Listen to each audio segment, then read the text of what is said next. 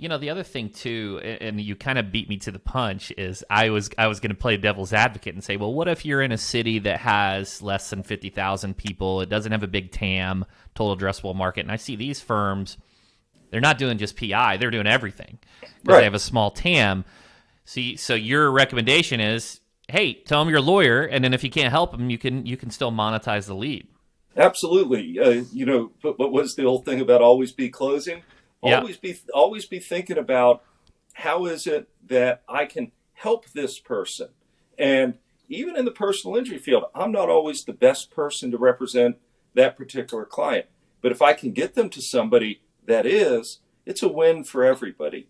And in the smaller market, you've got to diversify ultimately and put yourself where, okay, maybe we need to have a probate lawyer as part of our team. Maybe we need to have a real estate lawyer about it, and think about how it is that you can expand your practice and make sure that you've got people who are bringing in money regularly so that when the personal injury contingency case finally resolves, it's good for everybody.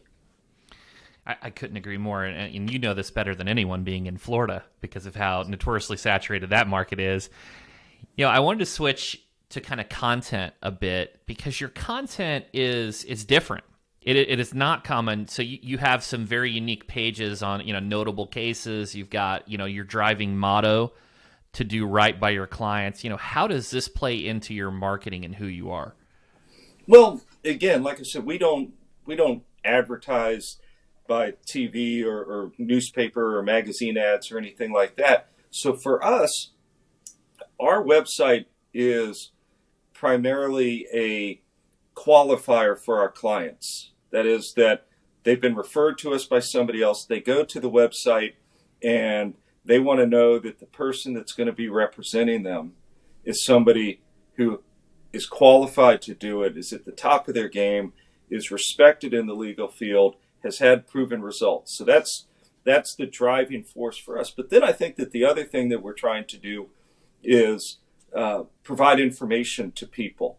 And so it's not just about litigation or that it is about, for example, you've had a stroke, or how do we identify the signs of what a stroke is and what should you do? So things like that are informative to people. Absolutely. And I couldn't agree more. And the next thing I kind of wanted to talk about was shifting over to the American Association for Justice. So, you're currently serving as the president-elect, and, tell us about the organization, tell us about this process, and just a little bit more. Myself, I'm not an attorney, so this is very wide open space, white space Right. for me. But yeah, I would just like to know a little bit about the association and that process of becoming president-elect. Great. Yes. So the American Association for Justice, or AAJ, is the largest nationwide group of plaintiffs' personal injury lawyers, primarily. And excuse me, just getting over a cold. So let me start that over, No problem. if we can. The American Association for Justice, or AAJ, is the largest nationwide group of plaintiffs' trial lawyers. And our job, really, it's threefold. One is it's the only group in Washington, D.C. that is fighting to protect our practices, to make sure that our clients have meaningful access to justice. So that's number one. Number two, it's about education. We educate and put on seminars. And in fact, right now, I was in Denver yesterday at a trucking seminar. I'm in Minneapolis today, where we're putting on a boot camp for young lawyers, and I'm participating in that.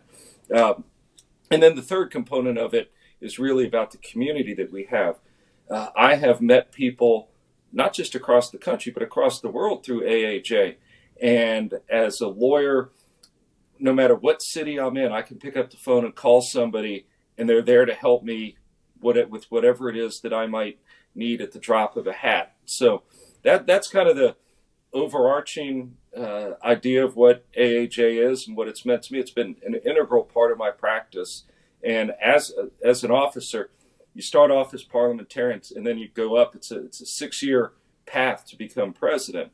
And Wow. I'll become president next year in Philadelphia at our convention that's there. So over the course of that time period, I've traveled to virtually every state in the United States to meet with lawyers, to educate with them, to fight with them for justice. And it's really an incredibly fulfilling thing.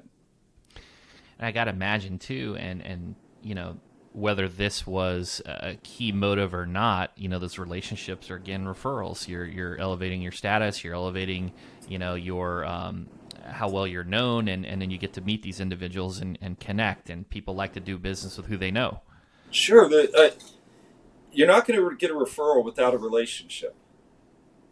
And so, to me, people refer cases to people that they believe have a certain level of competence, right? That there's a base level of competence that they want to have, but then it's about, do they like the person that they're sending the case to? Do you have a setup in your office? Like at my office, the way we set it up is the initial intakes are done by an attorney. So my referral lawyers love that fact that the clients are talking directly to a lawyer, because the client feels good when they're speaking to a lawyer as saying, I never got to speak to a lawyer. We hear that all the time from people who had gone with other firms. And we have a system where we are constantly reporting back to the referral attorneys about the status of the case, what it is that's going on, so that if the client calls them, that they know what it is that's happening on the case. So yeah, it's about developing relationships and then showing them that the faith they place in you is well deserved.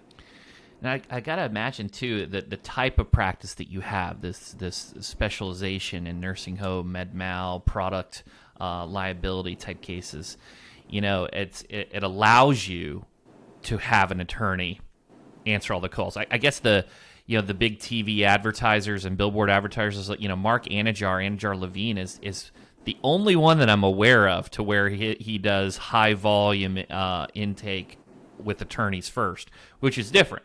Because most of the time it's like an intake specialist that isn't an attorney that may not know the nuances of the case, like you said.